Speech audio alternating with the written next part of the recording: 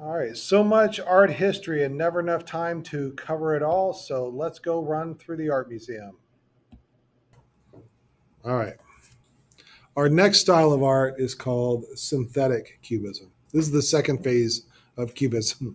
And it's a synthesis of materials used in the artwork. Artists are adding textures, they're experimenting with collage, and artists are constructing images from cut paper and other materials in order to represent certain subjects. So it poses the question, what is reality and what is an illusion?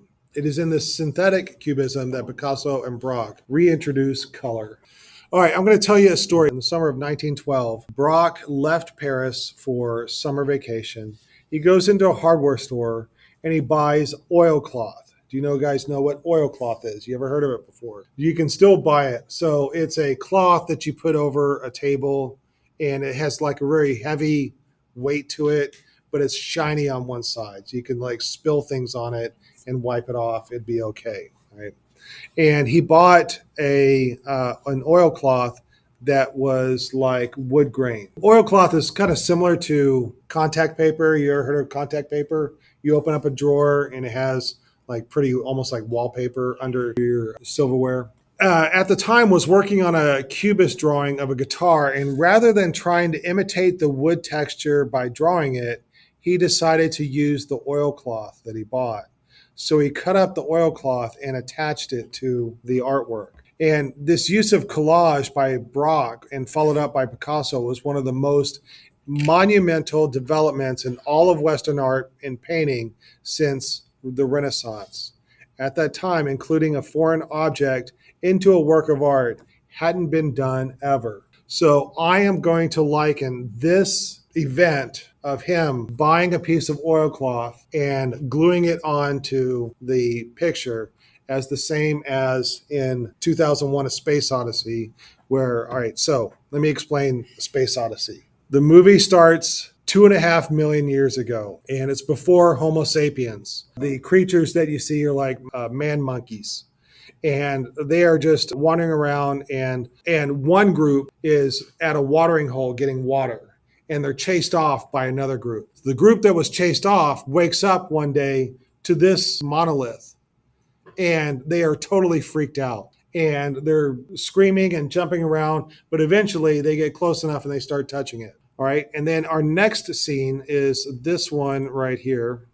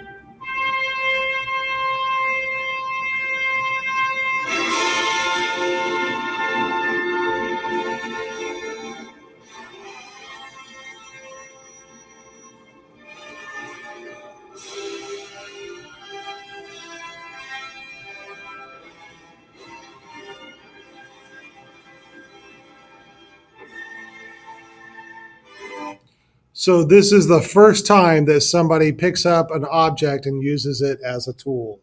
So now he's able to hunt and get food. And he and his group go back to that watering hole where that group had chased him off, and they beat them with these sticks. So we also have the first warfare using tools. All right. So that is a remarkable event, a significant event in the history of man, to go from not being able to use tools to using tools. And I'm going to compare that to this right here. So this is a charcoal drawing on top of strips of wood grain paper. Braque combines cubist drawing with illusionistic representation and words and decorative paper printed with a wood grain. The words bar and ale are frequently seen on signs on labels in cafes. So that tells you where you are. It indicates the general location of the still life. Do you see the grapes in the Cubist drawing? Yeah, right.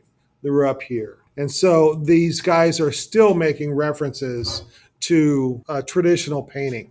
All right, at the top, we have two vertical strips of fake wood. And that represents the wood paneling of the cafe wall behind the still life.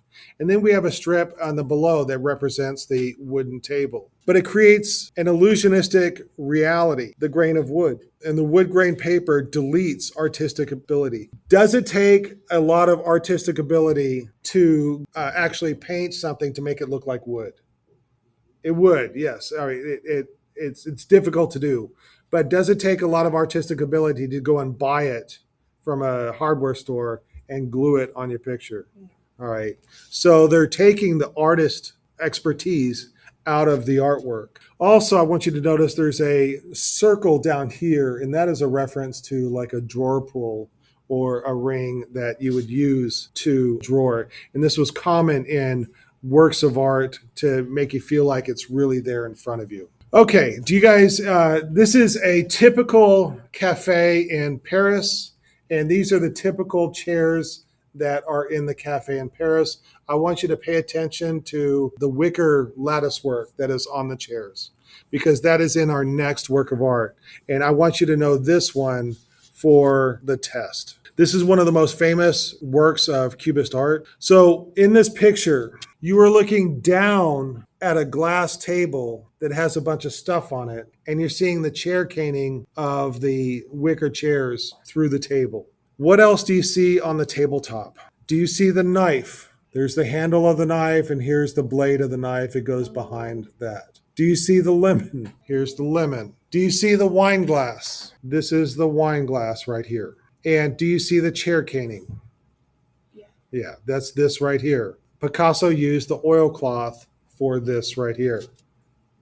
And he's combining painted imagery and including prefabricated materials juxtaposed the artistic skill with the lack of skill. How competent does an artist have to be if he can just include the prefabricated materials? The work is playful in that Picasso conveys a sense of transparent quality to the tabletop, making it appear as if the caning on the chair can be seen through the glass. All right, now Jou is the first three letters for the word newspaper. This is a newspaper, it's a journal. But JOU is also the French word for play. All right, I want to take a look at the glass here. Now, and I think the glass is a glass similar to these. Now, if you are looking down at the glass from above, what shape is it? Circle. And you can see that circle here, possibly here and here. Now, if you're looking at the glass, if you're eye level with the glass, what's the top of it going to look like? It's going to be flat. It's going to be horizontal. And then that's what this is right here. And you can see the outer, like this would be the stem of that. And then down below, it's flat when you're looking at it from the side, but it's round when you're looking at it from above. So we're seeing this from multiple viewpoints. All right, I want to move. And so it's very much like what we were looking at with Cezanne. Cezanne, we were looking at this from multiple viewpoints. The Cubists are taking that idea and pushing it further. Glass and a bottle of Suze. A couple things that I want to point out with this one.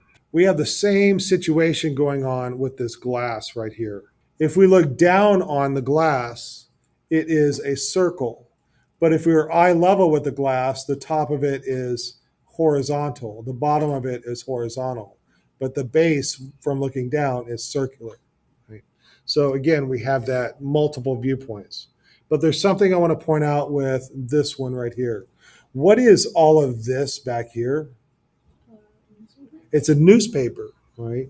So he's actually glued a newspaper. So, but basically what we're looking at is a still life of a bottle and a glass and a newspaper. It's very typical that somebody would sit with a bottle and drink and read the newspaper at a table, right? That seems normal, right?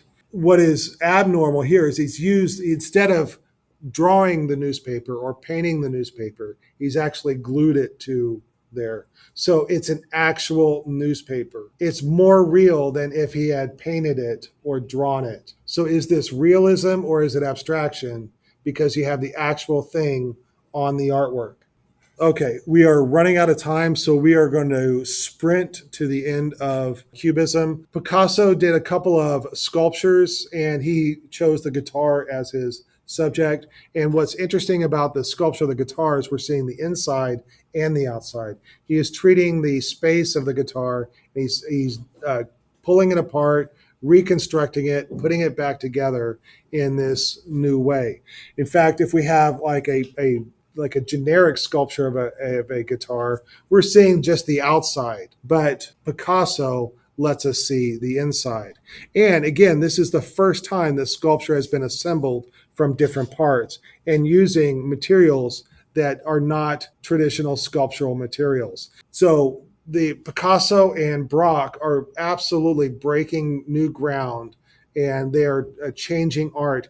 After this, artists, it totally frees artists up from all the rules that they've been under for making art. World War I begins. Braque he volunteers for the war. He goes to the trenches. He's actually a good soldier. He does a couple of heroic deeds, but he gets injured. Spends a long time in no man's land.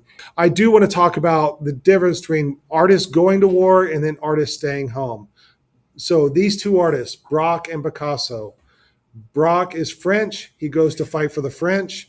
Picasso is Spanish. Spanish is neutral in the war. He doesn't go to war. So Braque goes to war and he becomes a soldier. For 4 years, he is doing soldier things.